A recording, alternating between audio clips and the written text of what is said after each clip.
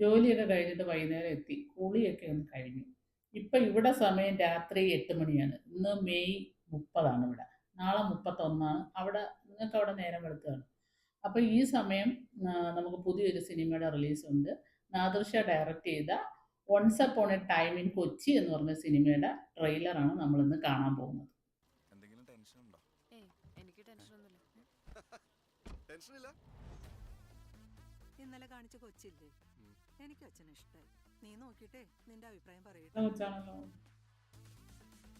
ആള് നല്ലൊരു പോലീസുകാരൻ, കാണാനും നല്ല ഹാൻസം. എന്ത് കേസാണോ കോളേജ് പിള്ളേർക്ക് കൊക്കാൻ പറ്റപ്പോ പൊക്കിയതാ സാറേ? ആ ഷോരകന്റെ അണ്ണാക്കിലേക്ക് തള്ളിക്കും. വളരെ തന്ത്രപരമായിട്ടാണ് ഞാൻ അവരെ പിടികൂടി.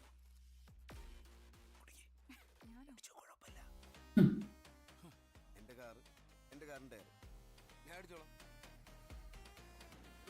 ആ വീഡിയോ ഡിലീറ്റ് ചെയ്തോ. അല്ല, നീ എന്താ ഇവിടെ? ഞാനൊന്നും അവനെ കാണാൻ വന്ന ഷുക്കൂറിന്. ആരെ?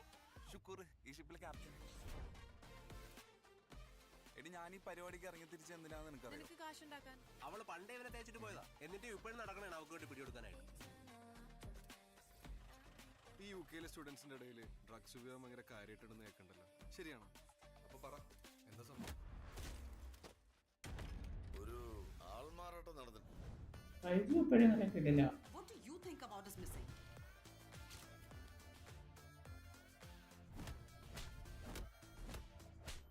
ചെവിന്നുള്ളൊരു ഒച്ചയുണ്ട്, പോണില്ല.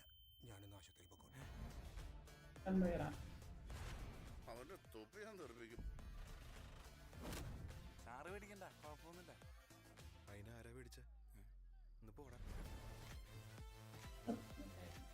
കൊച്ചിയിൽ മലവെള്ളം പോലെയാണ് ഇപ്പൊ ഡ്രഗ്സ് എത്തുന്നത്.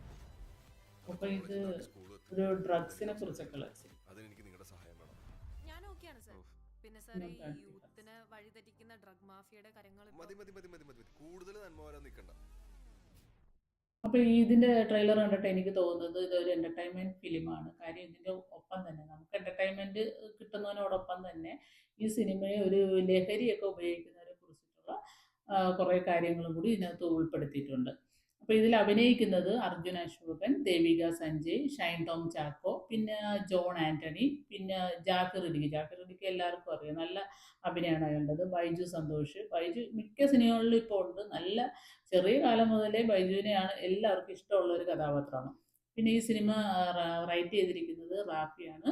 പിന്നെ ഇതിൻ്റെ ഡയറക്ഷൻ നാദിർഷയാണ്, ഞാൻ നേരത്തെ പറഞ്ഞായിരുന്നു. ഈ സിനിമ റിലീസ് ചെയ്യുന്നത് 31-നാണ്. കാര്യം നാളെ രാവിലെയാണ് അവിടെ നമ്മുടെ നാട്ടിൽ നാളെ രാവിലെയാണ് അത് റിലീസ് ചെയ്യുന്നത്. അപ്പോൾ എല്ലാവരും തിയേറ്ററിൽ പോയിട്ട് ഈ സിനിമ കാണുക.